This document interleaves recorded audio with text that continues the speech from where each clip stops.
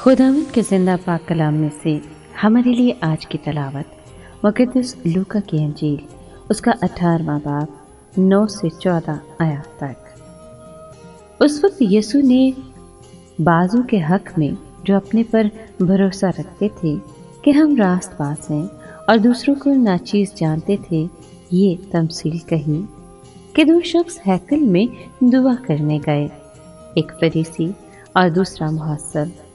फरीसी खड़ा होकर अपने जी में यूं दुआ करने लगा कि खुदा, मैं तेरा शुक्र करता हूँ कि मैं बाकी आदमियों की तरह जो लुटेरे, जालिम, ज़नाकार हैं या इस मुहस्सिल की मानद नहीं हूँ।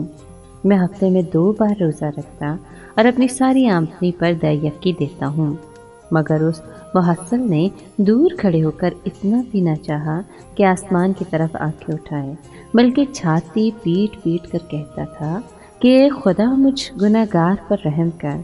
मैं तुमसे कहता हूँ कि ये शख्स दूसरे के निस्बत रास्तबाज ठहर कर अपने घर गया, क्योंकि जो कोई अपने आप को बड़ा बनाएगा वो छोटा किया जाएगा, और जो अपने आप को छोटा बनाएगा वो बड़ा किया जाएगा। पाक कलाम के पढ़े और सुने जाने पर खुदा की बरकत हो, खुदा का शुक्र हो। अजीज दोस्तों, बाज़ औक़ात हम ये तसव्वुर करते हैं कि गुनहगार खुदा के रहम से महरूम हैं, लेकिन ये हकीकत के मुतज़ाद है, क्योंकि खुदा का नाम खुदावंद खुदाए रहीम और मेहरबान, बड़े तहम्मुल वाला, बड़ी रहमतों और वफ़ादारी वाला है, और वो हम सब पर रहम करता है।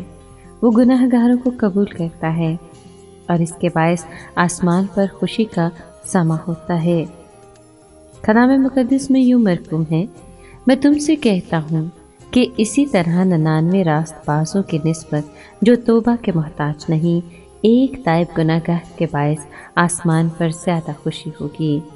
बस रहम हमेशा हर गुनाह से बड़ा होता है, और कोई भी खुदा के रहम पर हाथ नहीं लगा सकता, क्योंकि वो हमेशा माफ़ करने के लिए तैयार रहता है।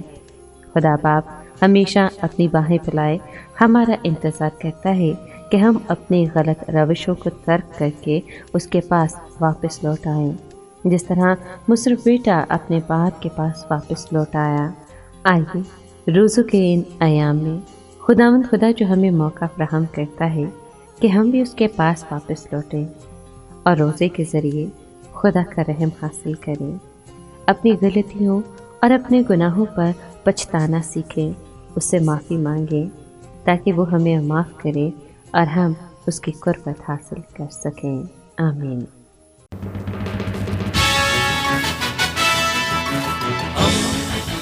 दोस्ती का पैगंबर, रेडियो वेरितास एशिया।